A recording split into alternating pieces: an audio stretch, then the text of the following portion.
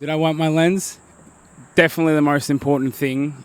If you ever use your phone camera for anything, make sure you wipe your lens. I'm doing this all from genuinely from my heart, by the way. I didn't want to write a script. I just wanted to share with you exactly how I feel as I'm feeling things, because I'm feeling things here with everyone as I'm saying this.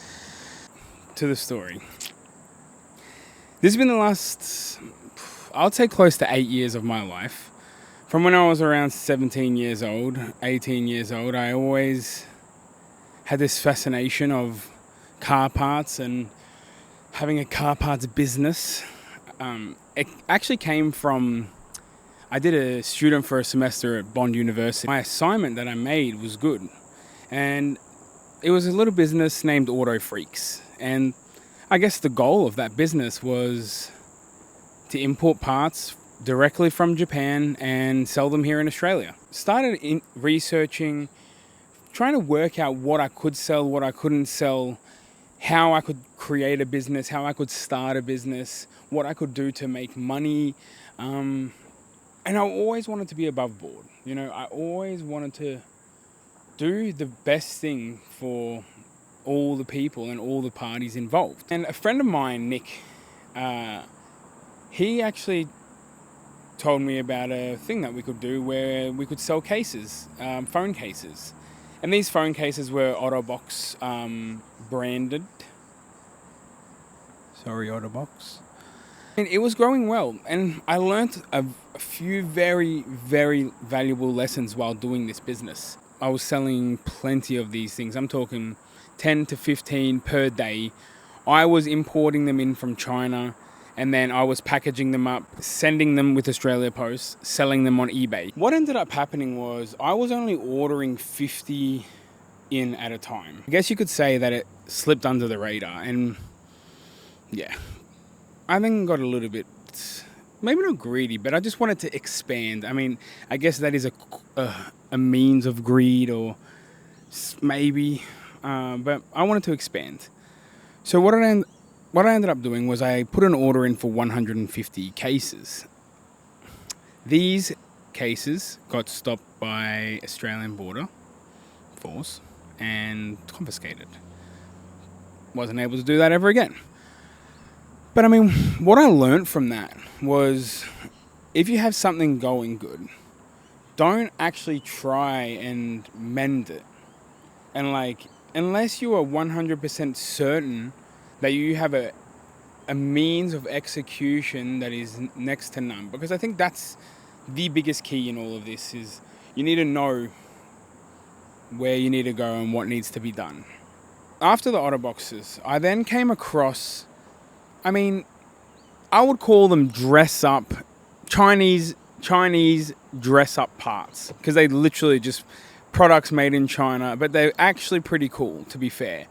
Cool colors, cool gear knobs, cool lollipop steering wheels. I mean, all the fun stuff. And where I began was I started going on Facebook groups. This was before Facebook Marketplace even existed. I started ordering in things off the catalog that I believed were cool, and I believed they were good products. And the reason I say this is because I, from 15 years old, actually started drifting cars. That's actually what got me in the university to, if we're going to tell my whole life story, watch Fast and the Furious in 2001 when I was 5 years old, and it changed my life.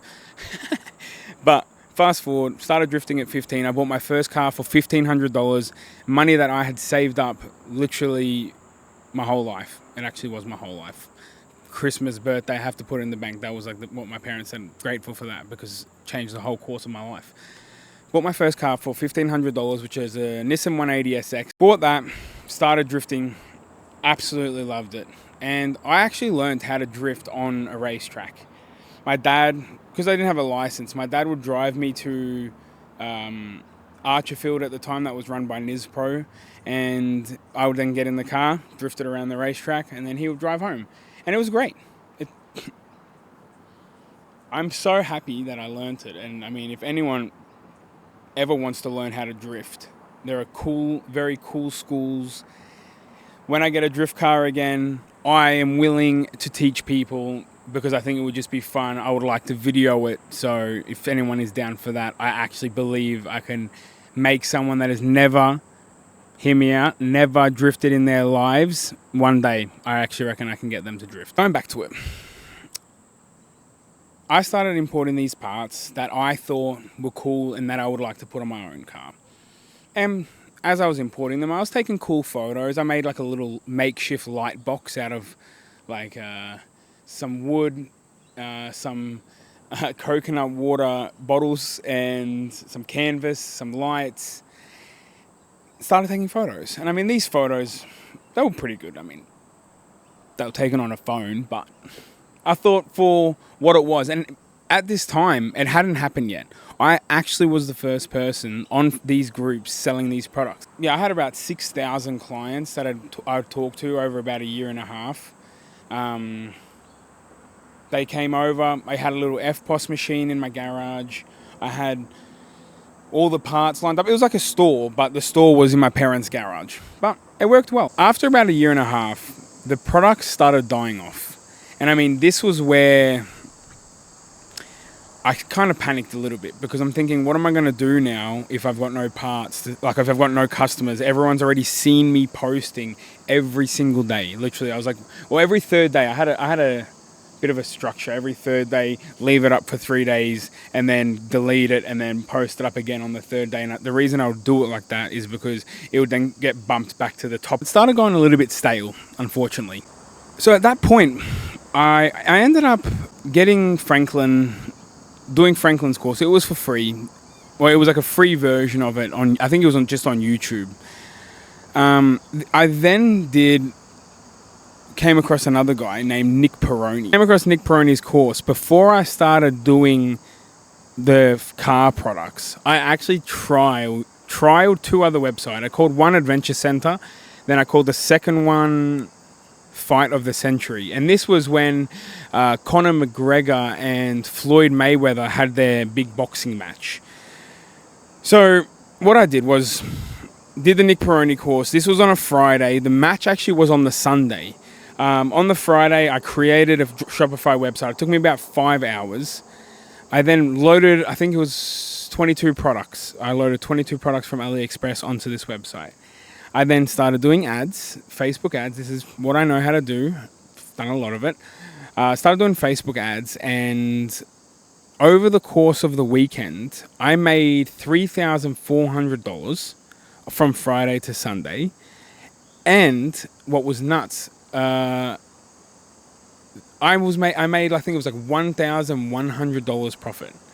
And I mean, that blew my mind. I was like, this dropshipping thing could actually work. So it was then the next week continued. It was then the next week, then the FAF Automotive store began. And I have emailed Nick Peroni like 3 or 4 times because he actually changed my life. Thank you, Nick Peroni. Thank you. There's the reason that I got to where I am is because of Nick Peroni.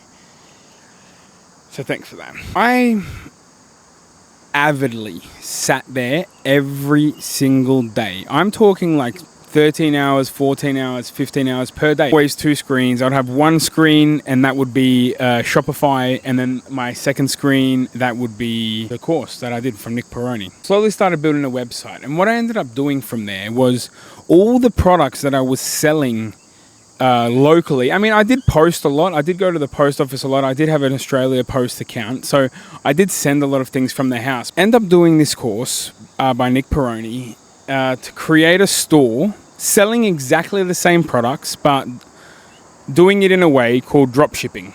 I'll put a quick explanation here of what dropshipping is, but it does not necessarily mean you're buying things from China. It just doesn't. It could be from anywhere. I created this website to start dropshipping products, the same products, but instead of me bringing them to the house, I started sending them from China. And I mean, it was okay. It was like, you know, the only downside was 3-4 weeks wait. I mean, I didn't put much margin. It was like $10 to $15 I would make on a product. I had run out of money again at that time. So this is, I'm talking, about a year and a bit. I was posting on the pages. They stopped buying things. I was like, what am I going to do? Started drop shipping. At the time, Shopify gave 3-month free trials. So they don't do that anymore. I think it's $1 a month now, but still $3, not bad. I remember it was June 2017. I then started testing products. I tested close to 350 products to actually start making a consistent wow kind of thing. I literally tested 350 products. I mean, and there were some products that did well. They were like little gear knobs that had flowers in them. They did well. But I mean, it wasn't crazy sales, like $3,000 in revenue and maybe like $2,400 in cost. So I was only making $600. It was about 6 months and I'm like trickling in and out, trying to get sales, trying to do ads, kept running out of money to do ads. I then would go back to my old groups, like the people that went in the groups. I would be posting my website in the groups.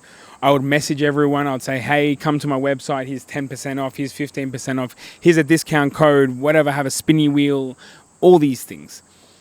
I had them coming. And that was how I would have people come to the website for me to then have enough money to then do ads. So it was really a circle until I was able to hit it, because it definitely is hard. I can't stress that point enough. It is not easy, and you have to be resilient, and you can't give up, and you have to just make sure that whatever hiccup comes towards you, you just have to keep moving, because if you give up, that's the only way that you don't succeed, literally. I've then gone and I came across the one product. So I'll tell you the product that actually was the first winning product for me, and that I actually sold so many of, and I could not believe that this was the product. Could not believe it.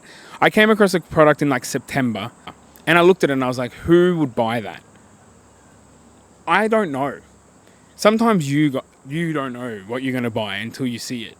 You know, you look at it, I was like, I'm not going to buy that. And I thought, who else would buy it? Rookie error. I've then been trialing products all the way up until December, and I still for the life of me, could not get one winning product. I then, scrolling down, came across this one thing again, the same product. And what it was a camera strap, and it said Takata on it, and that was it.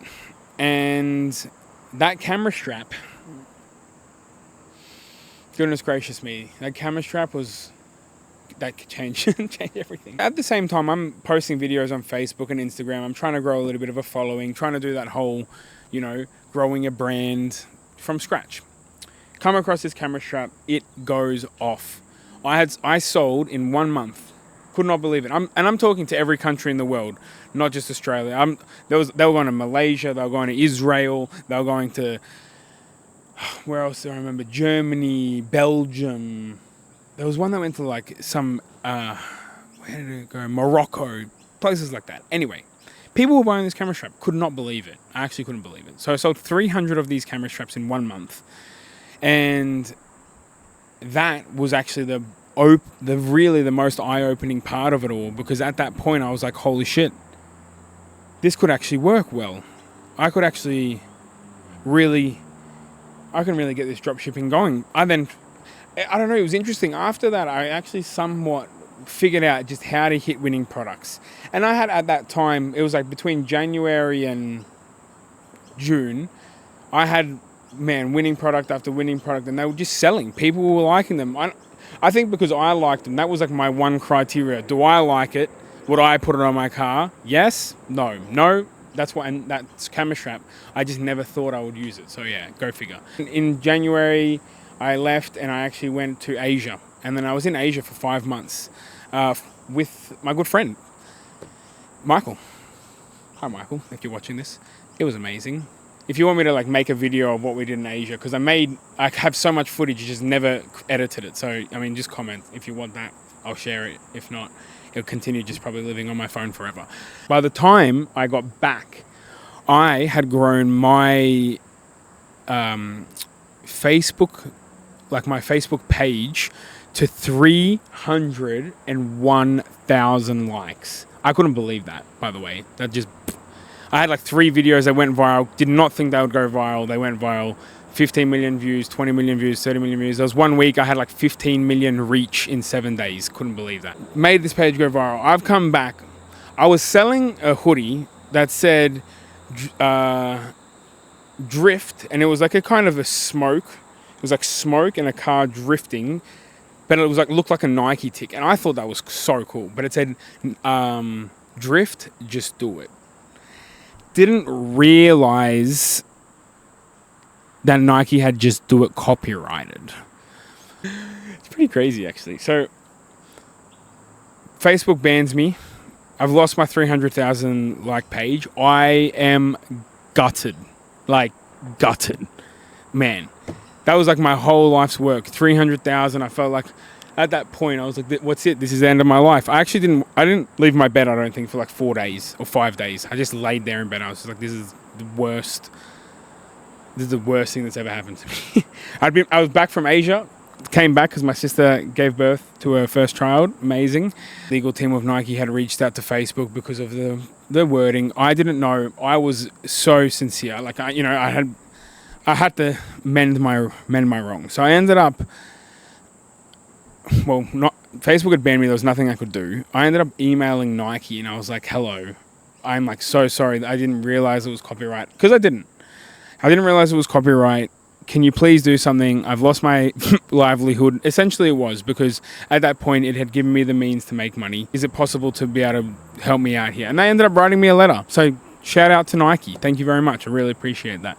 They wrote me a letter and never sold it again. I definitely took that off the website. And I guess that at that point was really the inflection point of where did I want to continue going with this. I lost my page. I'm thinking, what am I going to do right now? Where do I continue on? At this time, there was a website that I really loved, and it was Nengun. That was the name of the website. So I went on Nengun's website and I looked at their brands list, and I thought, how about I create auto freaks, but in a drop shipping way? That was kind of what I was envisioning. Don't bring over container, don't have a store, have a drop shipping auto freaks called FAF Automotive, and from there, make a store. That's what I thought. Thought it was possible. And I mean, you guys have to keep in mind, I'm like 22 at this time, 23. Like, I wasn't the biggest academic. I've reached out on their brands list, I remember, because I copied and pasted into a Word document. And then I individually went onto each website and I found their contact information, their email, their phone number, where they were, what they did, everything. I found everything. I mean, this is what it takes. I went and looked for everything. From there, I started emailing them all. I created a little email blurb about the business. I mean, I had a website so they could see it. And yeah, kind of continued on from there. So this is so rookie of me. I kind of hate to say this out loud because when I was building the store and I started getting these brands on, did a big boo-boo. And I'll get to that. So I emailed about 1,000 brands, and out of that 1,000 brands, 13 emails replied. They said yes. They said, yep, you can put the products on the website. You're on like a 15% discount or a 20% discount I think the highest one I was on like 30%. And I mean, this is kind of when everything changed. We started adding these products. Was my big boo-boo. I actually added 10,000 products individually because I didn't realize that there was a thing called a CSV file. It actually took me close to a year. It did. It was like I spent every day 2 screens. One would have like the website and then the other one would have my website. And I'd be like, copy, paste the description, paste the title, save the images, paste the images. And I did have the rights to sell these products. So I was actually legally allowed to take them, but I just didn't understand the easiest way to bring them over. Let me just put it that way. Added these products, started going well. I then it was then this from this small drop shipping website, like selling Chinese things. Like I'm talking like 10,000s when I sold those camera straps. Went up to like 15, 20. I think I did a 30 around that mark. And this whole time I'd done Facebook ads. I think at that time I'd spent close to about $85,000 in Facebook ads over the course of like 2 years to getting it to that point specifically. So as I'm adding these products, I've come to realize that Facebook ads aren't the type of ads that are needed for this product. It's just I had at that point probably about 12,000 products on my website. A Facebook ad would show 1, 2, 3, maybe 4, 5 products, but how do I know that those 5 products are exactly what you need? Because with cars and car parts, it could be a 16-year-old that drives the same car as a 70-year-old. So the way they look at marketing, the way they do things, completely different. So selling those types of products on Facebook just didn't work. I actually ended up only using Facebook at the end of it just for brand awareness. I would have the main funnel was Google, and I'd have Google just had every product uploaded onto Smart Shopping, and people would then come, or before Smart Shopping even existed actually. Smart Shopping was like when it really got good, but we essentially had an app that bundled all these products together and then put them out. So then if anyone searched a particular name, like a R33 Skyline exhaust, it came up on Google. I mean, and that was the game changer. You know, from that point is actually really when the growth went like a bit exponential, actually. I loved it. I mean, I talked to thousands of you guys, and I loved every moment. Oh my God. I have a sales background, so I just love talking to you, talking about cars. I love cars. To the day I die, I'm going to race cars, I'm going to drive cars, I'm going to drift cars, I'm going to brake cars. I'm going to try and also fix cars. Don't know if that's possible, but it is possible because comes June 2020, and we had been building the ads up over a period of time. And I mean, at this time, it was all the way up until January 2020. I was still in my bedroom. Like, I literally just had a bedroom. Sometimes I'd work from a cafe. Sometimes I'd work from the table. I forgot to mention about Japan. I lived in Japan for 5 months. Loved Japan. I actually still love Japan. Drifted in Japan. Had a S14. Have some footage of that somewhere. Anyway. So from that point, I ended up coming back to Australia only for 20 days, I remember. And then I went to America for 6 weeks. Loved America. Oh my God. There was something about it. You Americans. It's just so crazy. I don't know what it is. You're just, you're so kind. You're so kind, but so welcoming. Just so not, I don't know, so different. Anyway, went to America, came back. I had decided I'm moving to America. I had booked a ticket on the 27th of April 2020 that I was going to move to America after my trip in 2019. Anyway, still working from home. Ended up going into a co-working space with a friend of mine, Nick. He ended up doing my Google ads by the end of it because he was Google ad expert, and he still is. So if you need really good Google ads, he's the man to talk to. Where it went from that point, I just could not even believe it. It was, I was saying $100,000 months before with those parts. When I had Nick on board, oh my goodness gracious, we were doing like 110, 140, 180, 220. And then, it was June 2020, and didn't end up going to America because of COVID. I mean, and that's probably why the business blew up. But I did a $300,000 month in June 2020, and I couldn't believe it. Thank you, everyone, by the way. Thank you, everyone. I think we processed 7,000 orders that month. And I mean, this was me. I had Josh working with me, and then I had 3 VAs, actually. My 3 VAs were from the Philippines, Jonard, Jasmine, Jermaine, which is Jonard's sister. Love them all. Thank you very much, guys, for everything you've done.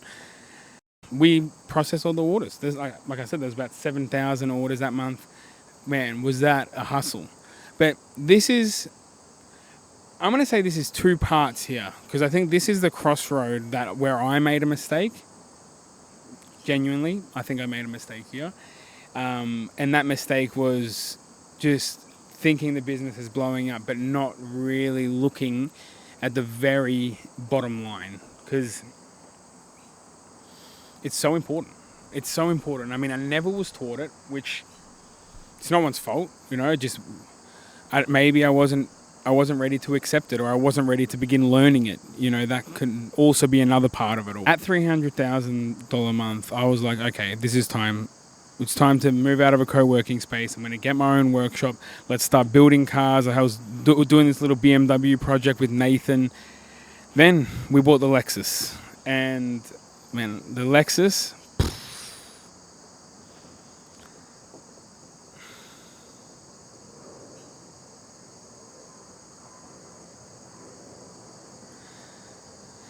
The Lexus was hard. It was pretty...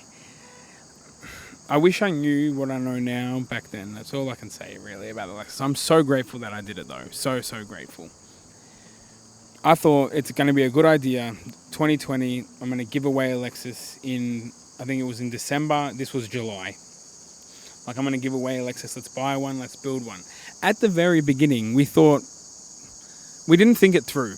That's literally why at the beginning of this video I said having a plan, a game plan, is so important. Every single step map, you will reach success. If you're just like willy-nilly trying to do everything with no plan, it is almost impossible. It is, because I did that, and I made a big mistake. So, yeah. Let me put it that way. We're still, like, from this 300, I'd like to add in, from this 300,000 a month, we consistently went up. We started building a Lexus, and it just turned into a money pit, honestly. It was just thing after thing after thing that we started putting into it. Like, we changed every bush, we changed every arm, we changed every single thing that was possibly imaginable. We had this idea, let's give it away, because I'd already given away an Audi RS3. I have videos of it. I'll drop them in here. Gave away an RS3. Thought it was this, and by the way, gave away the RS3 in about 2019. It was? Yeah, and I thought, all right, we're making money now. We can do it. Let's give away another car. What I didn't realize was how much the car was going to cost. And I mean, it's crazy that the lessons that it taught me were phenomenal. It ended up costing over 150 grand. Unfortunately, this is where I made the mistake. And this is what I'm sharing with you, and this is actually why I made the video. I went and got a loan to be able to cover this. And I mean, because we were making so much money at the time, there were businesses throwing money at us. And I'm talking, we're doing months at like 300, 400, 500, 500, 500, 500, 600, 500. I'm thinking we're on a roll. Like, doesn't even matter. Like, we'll pay it off pretty much. That bottom line and like the whole understanding of it all, I didn't know very well. And I mean, I was kind of going in blind because it's a lot to handle. I mean, there's 6,000 people, 7,000 people pretty much every single month buying from us. I'm on the phone, Josh is on the phone. We're literally all day, every day talking to people, emailing people, emailing suppliers, calling the shipping company, looking for tracking numbers, doing every single thing that you could possibly think of. And it gets away from you. I'm thinking, we need some money. I ended up getting a loan for $300,000. This was where the mistake was made. Because this loan had such high interest, and I'm talking 22%. So like the loan repayments, oh my God, what were the loan repayments? Like $15,000 or $20,000 a month. Did the car, we gave away the car, amazing. We were so stoked. I'm so happy for the winner. But like, cash flow was still tight, giving away that car. Don't know why we did this.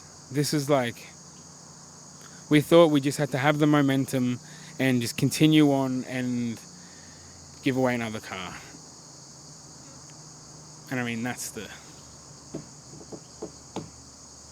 1965 Mustang. I'll drop a clip here. It was sick. Anyway, I was just carried away. Like I moved into a workshop. I, at that time, had 4 staff.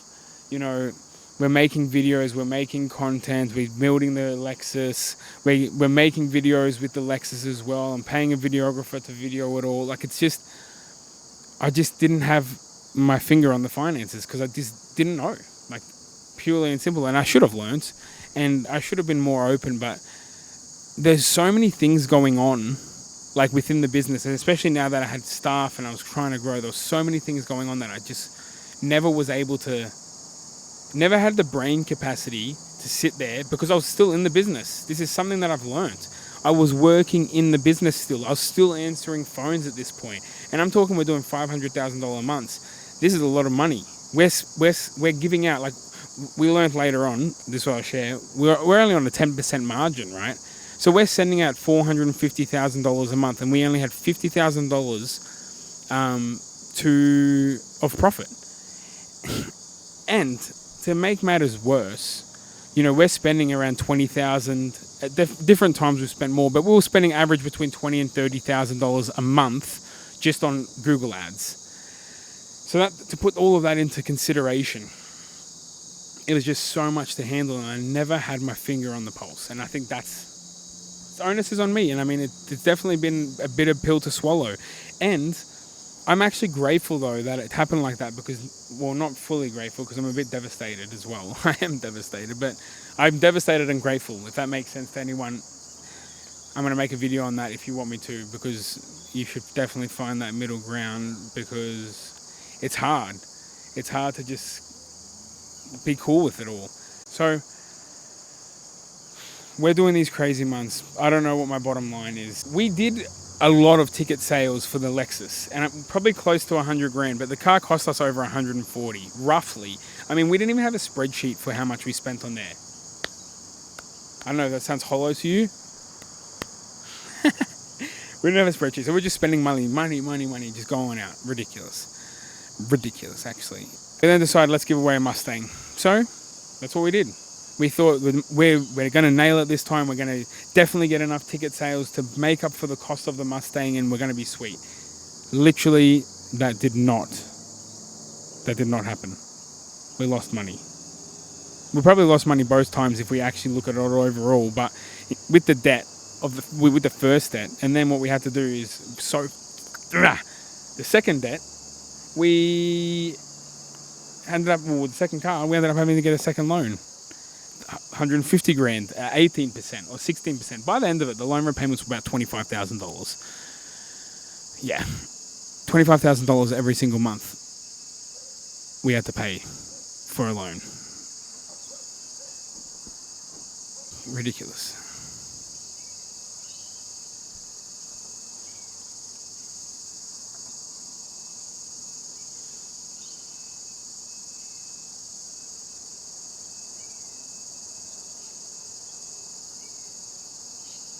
We're then pretty much, after losing money on 2 cars, that was kind of where the downward spiral began.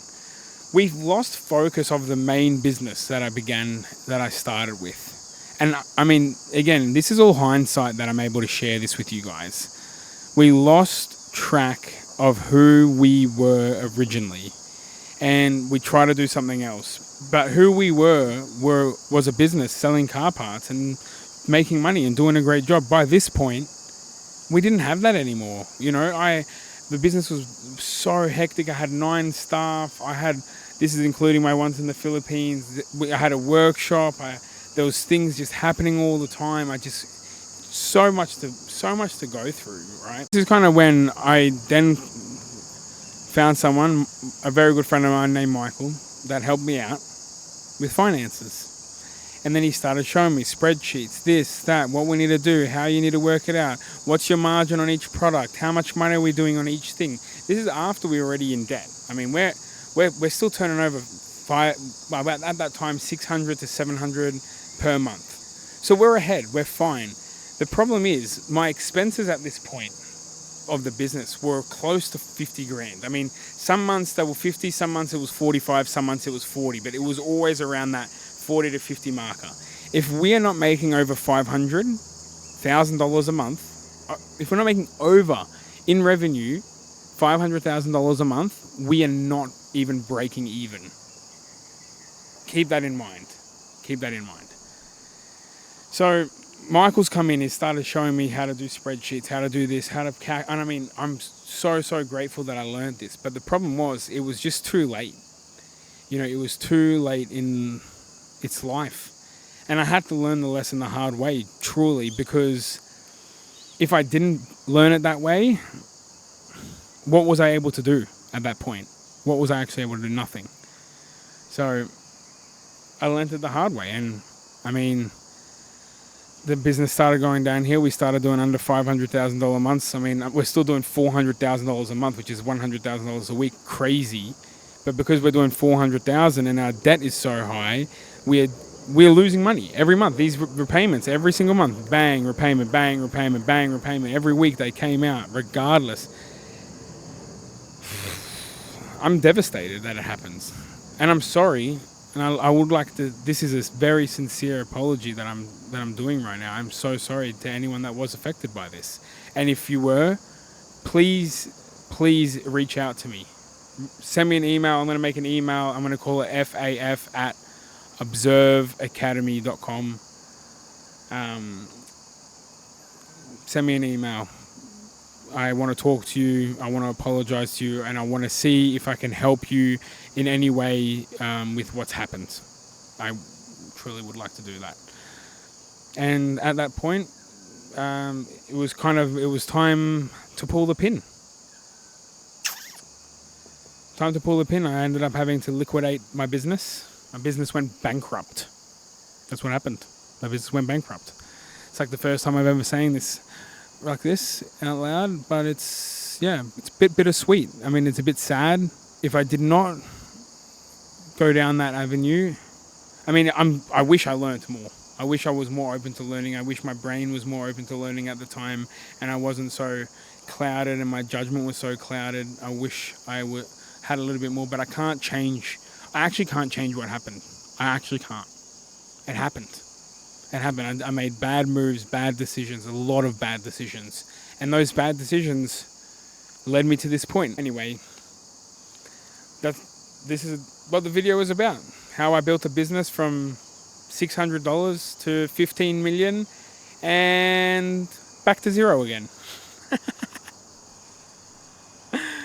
Oh shit, can laugh about it now, can't you? Stay tuned on this channel though, because I'm going to start dropping some things, you know. I'm starting from scratch again, starting from $0. I'm going to get you to come along with the journey. I'm going to show you, the next episode is how me and my partner turned $1,000 into $3,700. So yeah, that's pretty cool. We did it in 4 days. There's a few things I would like to say as I close this up. The first thing is I would like to thank every single one of you that has ever bought anything from me or FAF Automotive. I'd also like to thank every one of my staff members that came on with me and that grew with me on the journey. Dario, Josh, BJ, Nathan, Tony, Blaze, especially Alice and Craig and Daniel.